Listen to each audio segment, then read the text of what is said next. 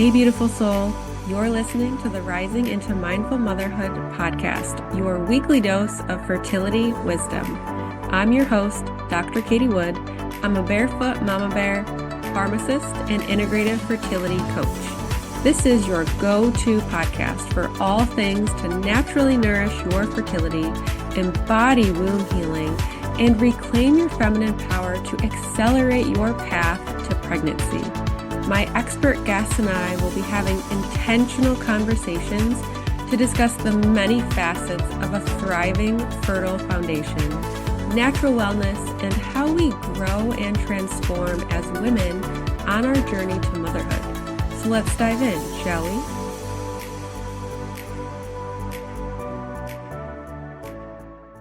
Hello and welcome to Rising into Mindful Motherhood. In this episode, I'll be talking with Beth Wood, a mentor and guide for women looking to thrive in both life and business without sacrificing their health or femininity. With nearly a decade of experience in personal and business development, Beth combines somatic coaching, cycle syncing, and gentle business strategy to help women break free from burnout and hustle culture. Her approach honors the unique biology, energy, and rhythms of being a woman, creating a path to success that feels nourishing and aligned. So whether you're in business or not, this episode is still for you. I promise you, all of these things are still relevant through the fertility lens. And in today's episode, we're going to be discussing how our bodies as women are just hardwired differently than men, how stress can affect our bodies, and why women thrive in a rested state, and the benefits of cycle syncing. So welcome, Beth. I'm so excited to have you here on the podcast. Yeah, thank you for having me. I love talking about this stuff. So any excuse I have is the best. So thank you so much for having me on. Yes. So right off the bat, what's coming through my mind here is I feel like as women in this day and age, we are so much in our masculine state. Yeah. I know I am guilty of this myself. I have evolved a bit, but it is still easy to go back into those patterns. So I would love to really touch on what is the difference in how we are hardwired from men. Mm-hmm. So the first thing I like to start with is you don't have a masculine side. You are at your core feminine literally, if we start to look at embryology, by day, depending on what you're looking at, by about day 9, we get a testosterone surge, and that dictates if we are male or female. So from the get-go, we have either male or female formatting, if you want to call it that. So our blueprint down to our anatomy and our brain chemistry, the actual architecture of our brain, the physiology, absolutely everything about us is female. And so while we have emotions are a human experience, the way that we relate to those it's going to be through our feminine lens, through the way that we perceive the world, which ultimately is it safe for me to be a female? That's how we filter absolutely everything in our lives. Is it safe for me to be a female, and is it safe for me to reproduce? So just on a purely biological level, that's all we're looking at. And that's like almost too simple. And that freaks a lot of people out because they're like, no, because there's all these other things. And yes, in higher levels of consciousness, that is true. But if you look at a deer outside, her only goal in life is to be mated and reproduce and survive, right? That's it. But to survive, her purpose in survival is to reproduce. So if we were to really drill it down to something that simple, that's it. It's to become pregnant. For a male, it is to impregnate. So if you take it to that simple of a level, then we can expand upon that. So if that's the foundation, the male, the masculine, and we can look at this both from an energetic, which is masculine, feminine, and also from a biological, male and female. The masculine is all about penetration. It's all about expanding territories, going out and seeking. It's all about inserting itself. And it's all about the drive, the go, the focus, the target, right? The feminine is all about receiving. If we look at this down to the anatomy of our bodies, we're all about receiving. We're about opening. We're about expanding. We're about expanding through being soft. If you think about it, and I always like to take this in the case of birth, if you are going through a contraction and you're tensing up, that's going to make that contraction worse. As you relax into it, that allows your body to open and let baby pass through. So everything in nature echoes itself. So we can look at the blueprinting of our biology and understand how we work on the energetic as well. So masculine and feminine, male and female, are two poles. They're two opposing poles that work synergistically together. Male, female, masculine, feminine, light, dark, all of it. That is one of the principles of nature. One of the laws of nature is polarity. And so we represent the feminine core, the feminine pole.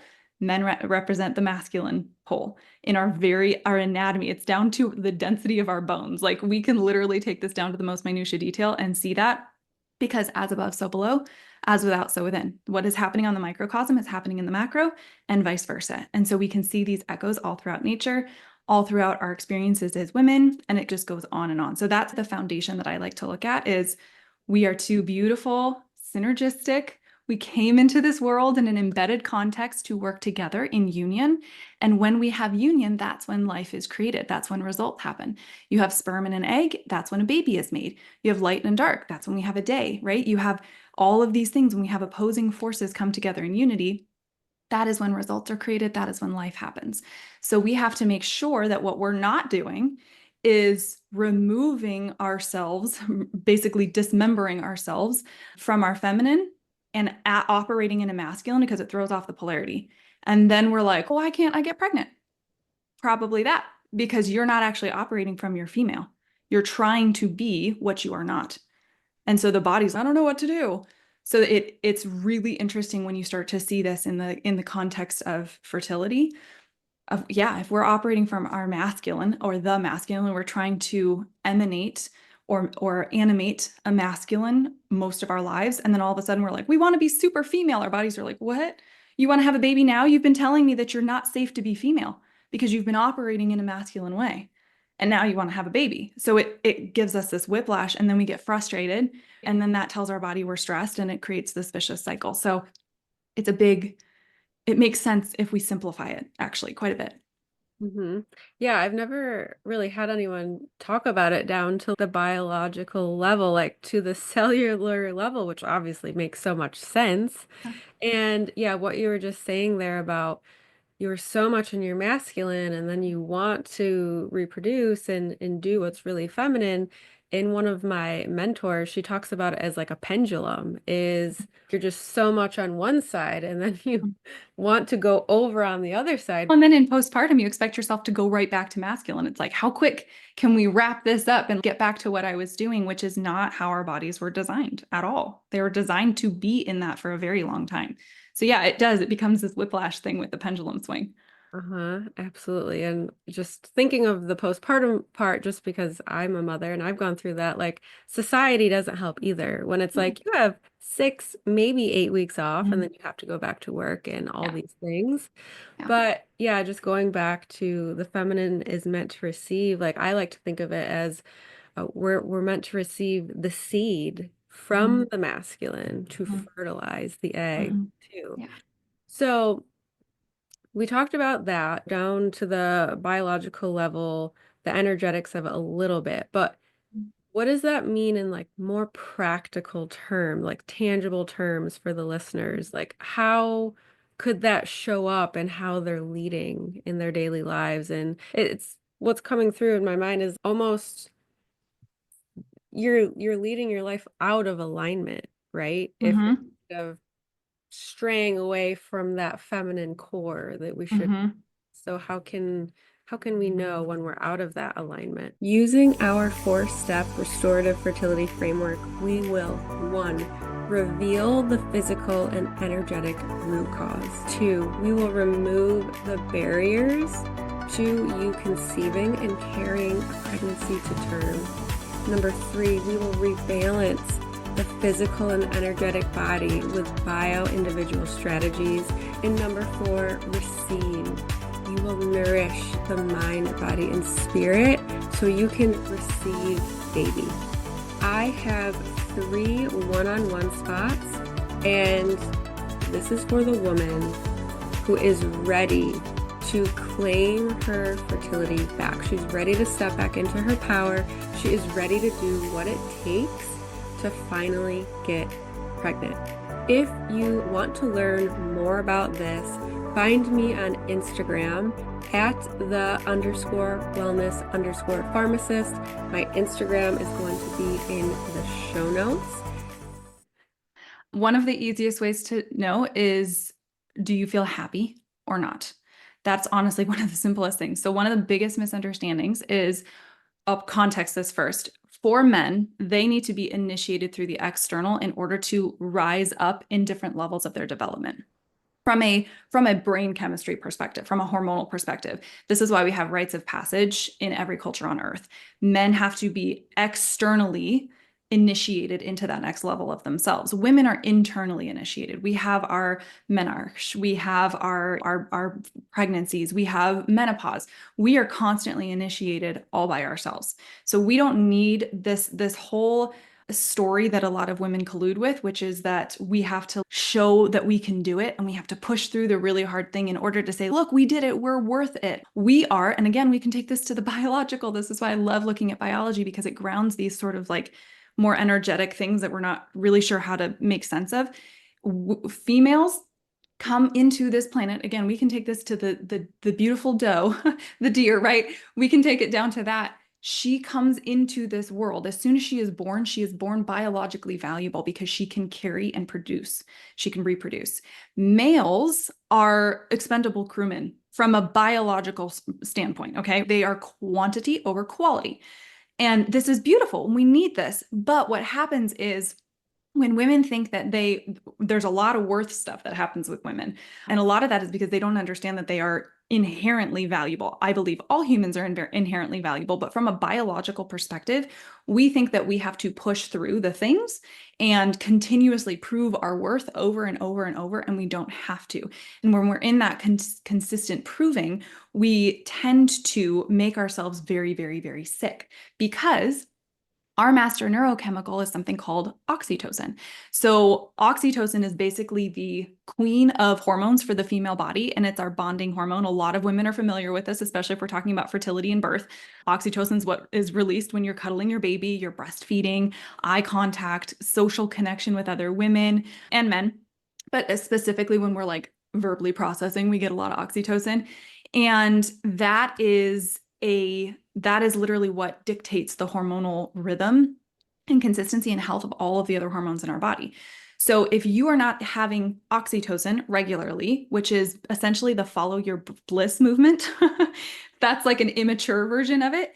If you are not consistently filling yourself up and giving from an overflow of, I feel nourished, I feel happy, I'm on purpose, I know where I'm going. If that's not happening and you don't have this, again, emanation is a really good word of the nourished woman that you can't help but be near. You see her in a room in a gathering of people and you're like, she just has something. She's just cool. She's like magnetizing to me. That is a woman in her fullness, which is dictated on a really grounded level by your oxytocin. Your oxytocin is the thing that's going to dictate if your estrogen levels are healthy, if your testosterone levels are healthy, all of that.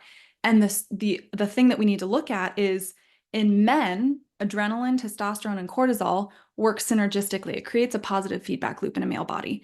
So when they get stressed, their bodies are like, all right, let's do the thing. Let's figure it out. And then it becomes a challenge reward cycle where they meet a challenge, they get rewarded. They get this beautiful hormonal cocktail that's like, you did the thing, you pushed through it. For women, we don't get that.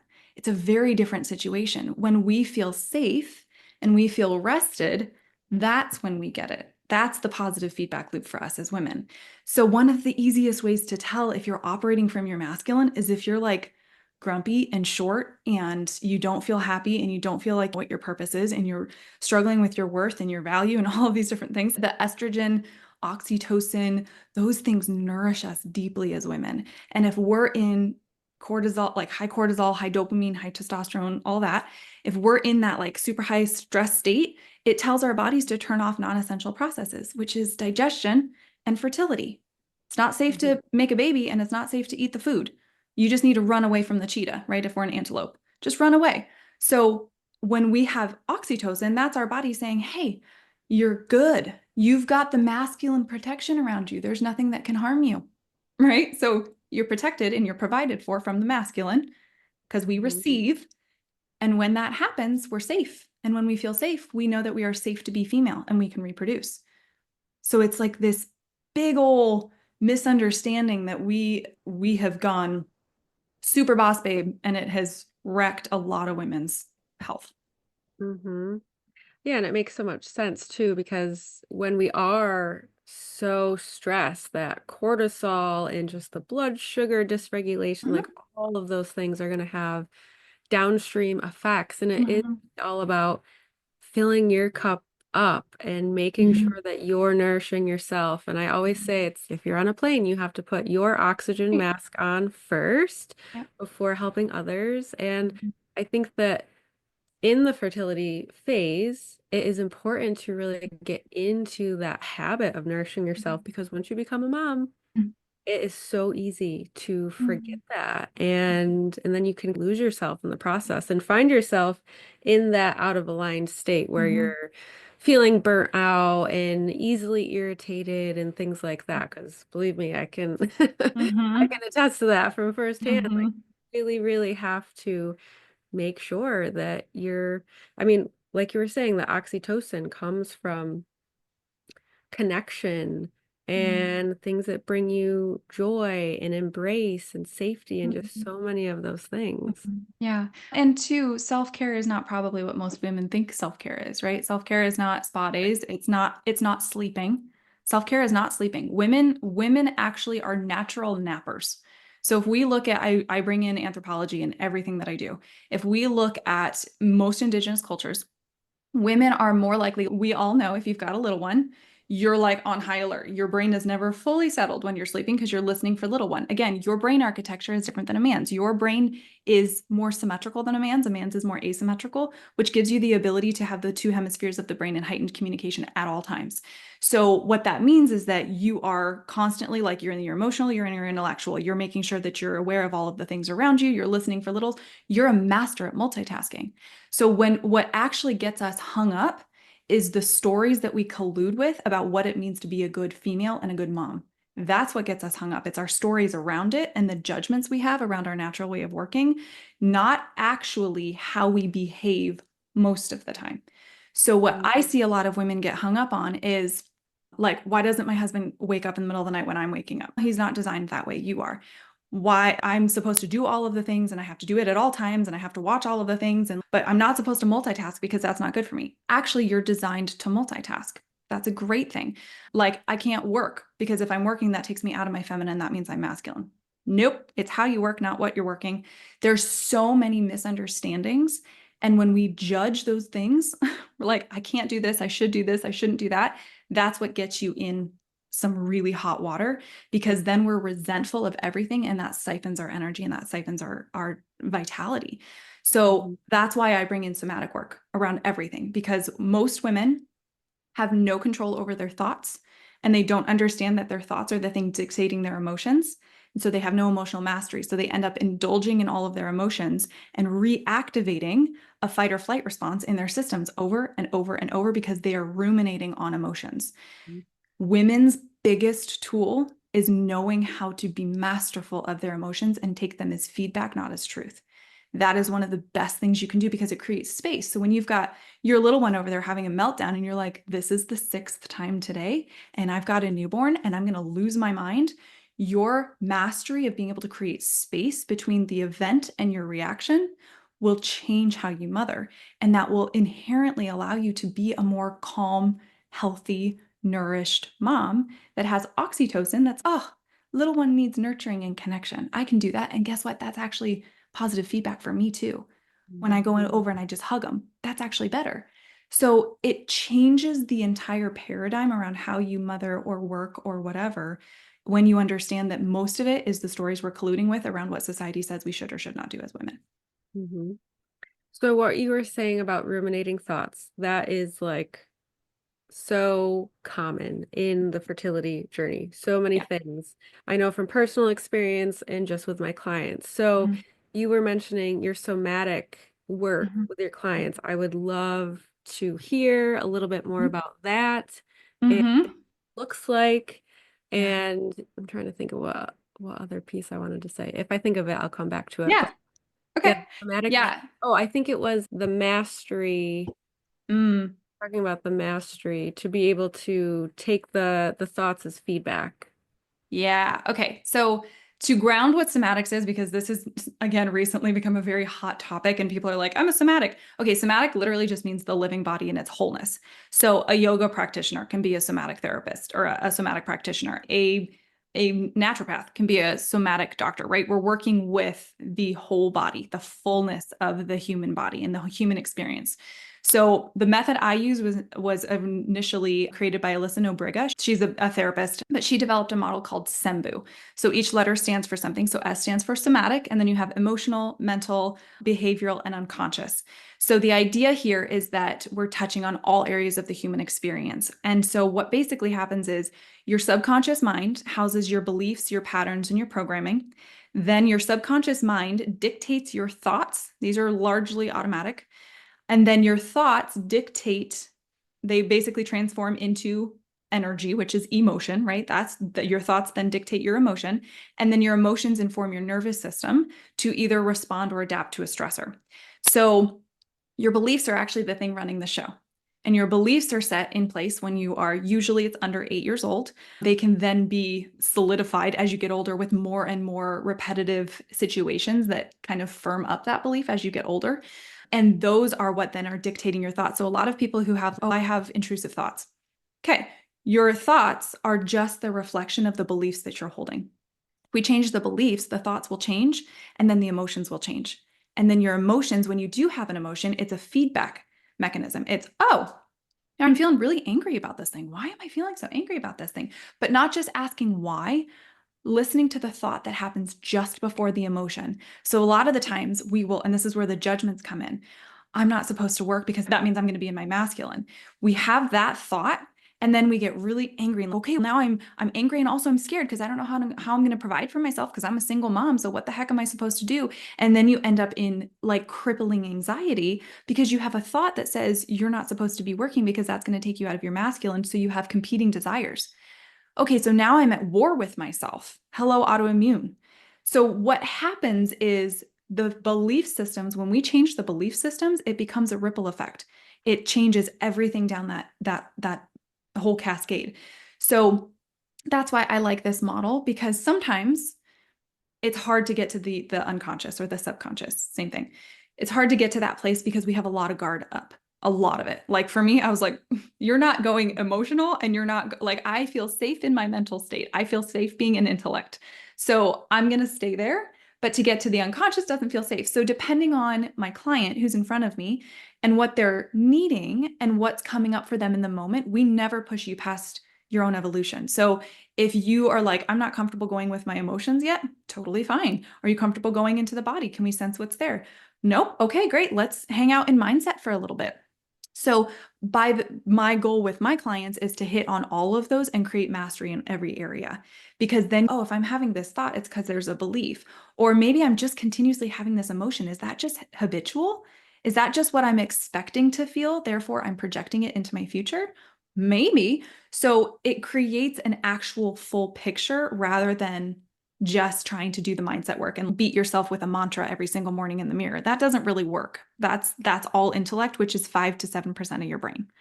That's not really going to do much to all of this beautiful stuff back here that's 95% of your brain. So that's somatic work. The way that I view it is it's actually the entire body. It's somatic, emotional, mental, behavioral, and unconscious. Amazing, amazing. So I want to make sure that we hit on cycle syncing because I feel like this is a really beautiful piece that can be helpful for the fertility phase. And you had also mentioned how it works for pregnancy as well. So let's just say we're a woman in our reproductive years. Like, what is cycle syncing? What does that look like? What are the benefits? The benefits are endless. What it looks like is women have something called an infradian rhythm, which is a 28-day hormonal cycle, and that's our primary body clock, whereas men have a 24-hour hormonal clock, which is essentially, it's the same thing as your sleep-wake schedule. It's your circadian rhythm. So they only have this 24-hour sleep-wake cycle. So they have all of the hormone that they need. They get a ton of testosterone first thing in the morning. You're familiar with like morning wood. That's what that is. They have all of the hormone that they need for that day, and they wake up the same every single day in and day out. They have a ton of testosterone in the morning. By about 5, 6 p.m., that's when their testosterone tank has like depleted for the most part. They're pretty tired. They're ready to go to bed, or they're ready to just chill in front of the TV. They do the same thing every day. Same thing. They're very predictable. Women are very predictable as well over the course of 28 days. So we have 4 distinct seasons that we go through every month. Most people know them as your menstrual phase, which is your when you're bleeding, your follicular phase, and then your ovulatory phase when you're ovulating. A lot of fertility women know that, okay, ovulation, and then your luteal phase. These are also seasons. So your menstrual phase is an inner winter. It has all the same principles and energetics of winter. Your follicular phase is spring. Your ovulatory phase is summer. And then your luteal phase is autumn. And so what you can do is you can apply principles to all 4 of those seasons in order to thrive throughout the month. So what this looks like is you can predict in your menstrual phase, you're going to be tired. You're going to have a lot more introspective energy. You are going to be, your sensitivity is heightened. So you're like, your literal hearing, your eyesight, all of that in your late luteal into your menstrual phase, all of that heightens, which is what makes us like agitated.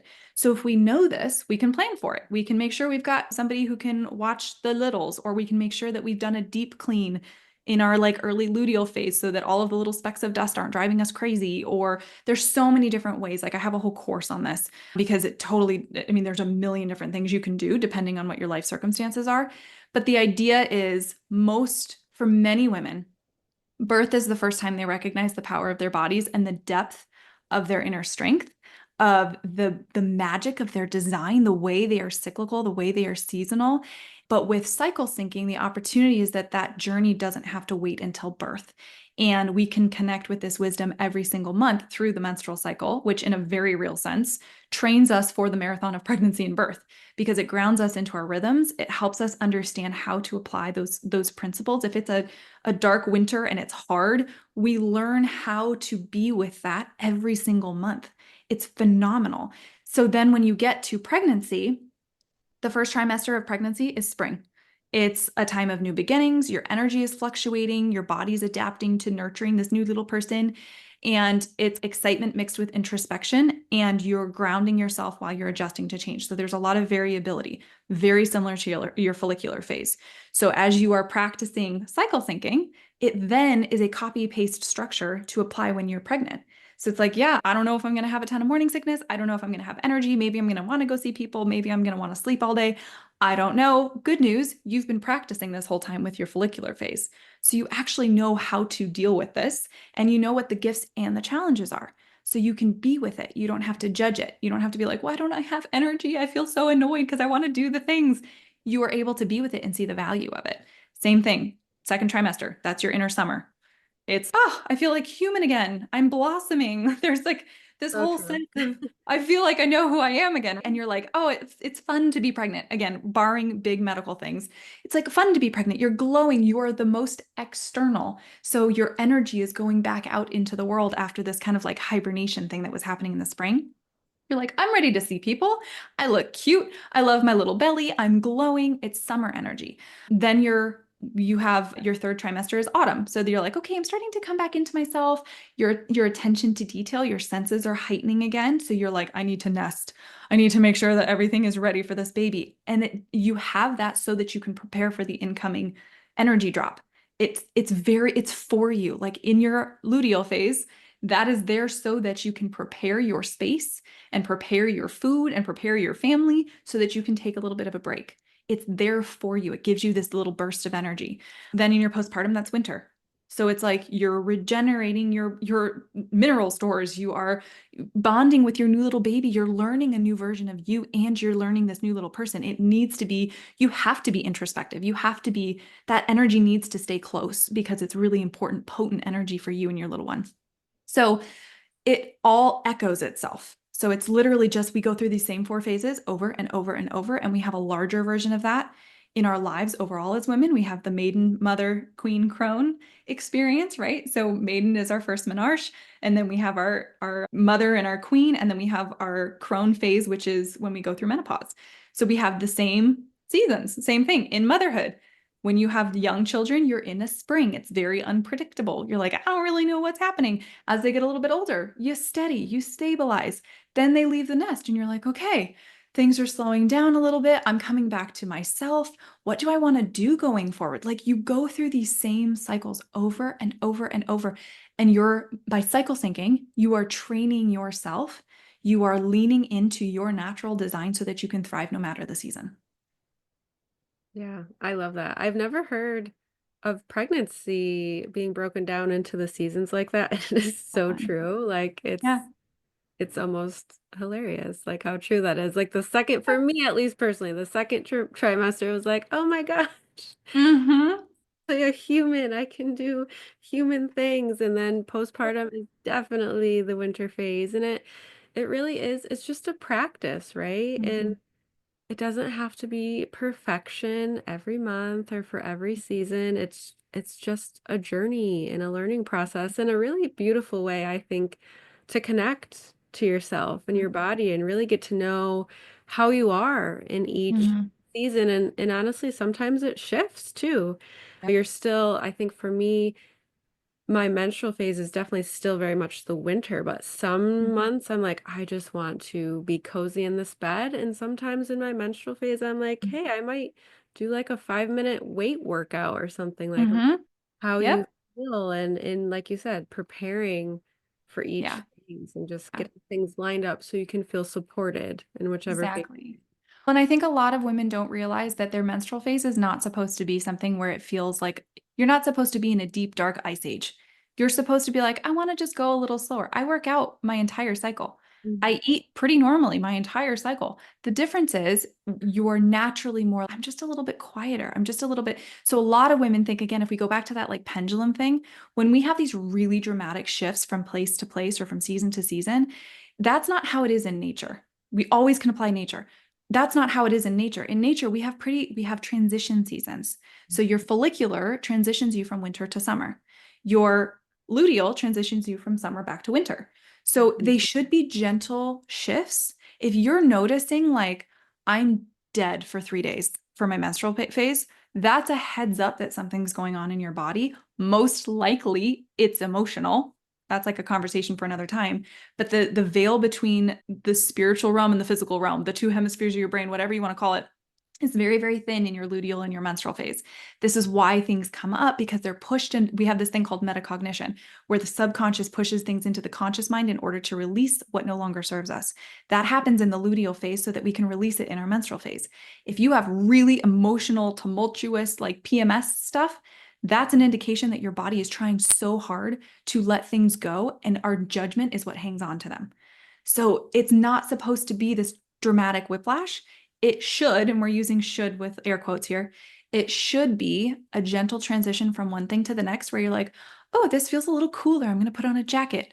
It's not supposed to be like this huge dramatic shift that makes you feel like you don't know what to expect day to day. That is your body telling you, like, hey, something is awry. We need to take a look, right? Because emotions, symptoms, it's feedback. If you're having big, big symptoms, it's feedback. Your body's trying to tell you something because the only way it can talk to you is through symptoms. It's a beautiful system. We just have to listen. 100%. And I think for me personally, and sometimes I can see this in my clients, is if we are leaning too much in the masculine in the earlier parts of our cycle, that's when you really crash and burn in your. Mm-hmm. So like you said, like just feeling dead to the world for Yeah. or just like want to burn Yeah. everything down. But Yeah. like, Yeah. Yeah. And in contrast, like your luteal phase, I get the majority of my business, all of my work done in 2 weeks, and it's in my luteal phase. I take 3 or 4 days off for my period every single month, and I have for years. This is why if we talk about the business thing, like corporate America was designed for male biology. You Mhm. cannot fit a square peg in a round hole. You can't. You can do certain things to mitigate the stress for your system, but ultimately that's not designed for female biology. You can still thrive in that. You just have to understand how. Entrepreneurship works really well because for women, you can create something that works for you. You can create a whole new system. So I literally get the majority of my work done 2 weeks out of the month. And then I have 2 other weeks where I'm super social. And so that's when I have all of my client calls or I have my groups or my workshops or whatever. And then I get to take time off for my period when I need to. And it works flawlessly. And I've been doing it for 10 years. It's Mhm. amazing. So there's always a way to work with your biology, not against it. We just have to know what your biology is because most women don't even know. So that's like step number one. Yeah, absolutely. And I feel like everyone definitely got a crash course on that. Yeah, it's a lot of information. Oh, it's amazing. I love it. So I know you have a couple of freebies for the listeners if you want to share about those. Yeah. Okay. So number one is I have Cycle Syncing 101, which is a workshop replay that I did. And that is totally free. I think it's over an hour long and it goes through all of the cycle syncing stuff in more depth. So that's a really good place to start. From that point, I do have a whole course on all of this that talks about if you're a corporate girly, if you have your own business, if you're a mom, how do you apply all of this? But then the other thing that I love to offer, because I am a huge believer in just serving as much as humanly possible. So I offer free clarity sessions, which are 60 minutes of somatic coaching to get you started on your next steps, your clarity, whether that's something with me or something else entirely. It's literally what is your body telling you you need? What is the support that you need? And how can you start to take action towards that? And so that's my favorite because I just get to connect and I get to hold space. And it's not a sales call at all. It's literally like coaching for free for 60 minutes. So that's one of my favorite things to offer, just to serve women and pay it forward. Beautiful. Thank you so much. And let everyone know where they can find you, learn more, and connect with you. Yes, Rosewood Woman everywhere. So woman is WOMAN. So it's at Rosewood Woman on Instagram. It's at Rosewood Woman on Facebook, which I'm not really on a ton. Rosewoodwoman.com. And then I also have a podcast called the Freely Feminine Podcast that kind of takes everything that all of the ways to be free as a woman. So we talk on more of the taboo stuff and things that Instagram wouldn't love me to talk about as much. So that's my other place. Amazing. I didn't know you had a podcast. Yeah, I forget to talk about it. Did you have it when you filled out the form? Yeah, I think so. I've had it Okay. for a little while. Yeah, it's I think of it almost more as a hobby. So it's Mhm. something that like it generates a lot of interest for me, but I always forget to talk about it because I'm like, it's just a conversation that I'm having. I don't think to say Right. anything. But yeah, it's super fun. I've had some awesome people on there. Yes, me as well. That's why I love it. But Yeah. all of Yeah. those links will be in the show notes. Definitely take advantage of all of those beautiful free offers. I know that you're going to get something out of it. And thank you so much for your time, Beth. It was a really amazing episode. Yeah, thank you so much. I love it. It was so good. Thank you so much for tuning in to the Rising into Mindful Motherhood podcast. If this episode resonated with you or gave you an aha moment, stop what you're doing right now and write a review. This simple act of kindness helps me get this podcast out to connect with as many women as I possibly can. I also have a special offer. If you send me a screenshot of your review, I will take $250 off one of my premium coaching containers. Let me know what resonated with you the most and why. So connect with me in my free Facebook community or tag me on Instagram. You'll find both listed below. Thanks again from the bottom of my heart for tuning in to this episode, and I'll see you next time.